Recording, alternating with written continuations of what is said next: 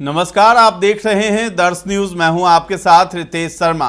बिहार की शिक्षा व्यवस्था को सुदृढ़ बनाने के उद्देश्य से शिक्षा विभाग के अपर मुख्य सचिव डॉक्टर एस सिद्धार्थ लगातार एक्शन में है। इसी बीच बिहार के वैसे माध्यमिक एवं उच्च माध्यमिक विद्यालय जहां नियमित प्रधानाध्यापक नहीं हैं, वहां किसे प्रभार दिया जाए, इसको लेकर माध्यमिक शिक्षा के निदेशक बैद्यनाथ यादव ने सभी जिला शिक्षा पदाधिकारी को निर्देश देते हुए पत्र जारी किया है। दरअसल बिहार के विभिन्न जिलों के जिला शिक्षा पदाधिकारी यानी डीईओ शिक्षा विभाग से लगातार इस बात की जानकारी मांग रहे थे कि जिस माध्यमिक एवं उच्च माध्यमिक विद्यालयों में नियमित प्रधानाध्यापक नहीं हैं, वहां किन कोटि के शिक्षकों को प्रभारी प्रधानाध्यापक घोषित किया जाए। इस बात पर शिक्षा विभाग ने समीक्षा के बाद अब पत्र जारी किया है। इस आदेश के जारी होते ही सभी जिला शिक्षा पदाधिकारी इसे अमलीजामा पहनाने में जुट गए हैं।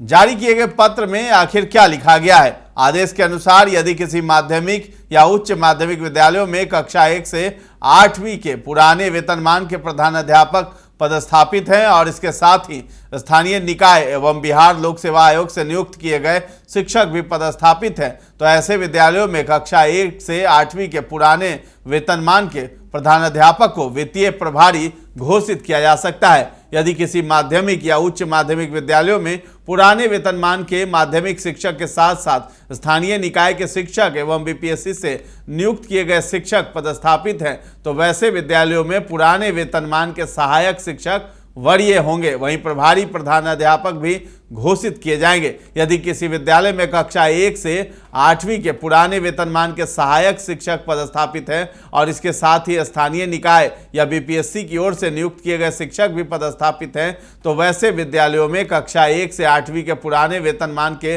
सहायक शिक्षक को वित्तीय प्रभारी घोषित किया जा सकता है। यदि किसी विद्यालय में केवल स्थानीय निकाय के माध्यम से नियुक्त किए गए शिक्षक पदस्थापित हैं, तो वैसे विद्यालयों में स्थानीय निकाय की ओर से नियुक्त किए गए वरीय शिक्षकों को प्रभारी घोषित किया जा सकता है। यदि किसी विद्यालय में केवल बीपीएससी के माध्यम से नियुक्त किए गए शिक्षक पदस्थापित हैं, तो वैसे विद्यालयों में बीपीएससी से नियुक्त किए गए शिक्षक को ही प्रभारी घोषित किया जा सकता है।